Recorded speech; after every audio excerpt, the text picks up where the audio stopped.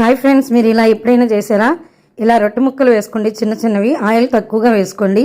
ఒక బౌల్ తీసుకొని గడ్డ పెరుగు ఒక 3 స్పూన్లు వేసుకోండి. మీకు ఎంత కావాలంటే అంత వేసుకున్న తర్వాత మాగాయలోన పెరిగేసుకొని తింటే చాలా బాగుంటుందని వెనకటి వాళ్ళు అనేవాళ్ళు గుర్తుందండి.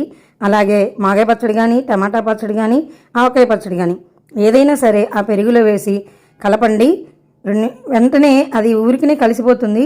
ఆ తర్వాత దీన్ని డైరెక్ట్గా అలా ముంచుకొని తిన్నా పర్లేదు, లేదంటే మనం ఇడ్లీ ముక్కలు కనుక సాంబార్లో వేసి ఎలాగైతే తింటామో అట్లా ఈ ముక్కల్ని కూడా దాంట్లో వేసి కాసేపు మీరు వేస్తూ ఉండగానే అది నానిపోతుంది. అసలు తింటే ఆ టేస్ట్ ఉంటుందండి, అద్భుత అన్నట్టే ఉంటుంది. ఇలా ఎంతమంది ట్రై చేసి ఉంటారు? ట్రై చేస్తే కనుక నాకు కామెంట్లో తెలియజేయండి. ట్రై చేయని వాళ్ళు ఒకసారి ట్రై చేసి చూడండి, మీరే చెప్తారు బాగుంది అని చెప్పేసి.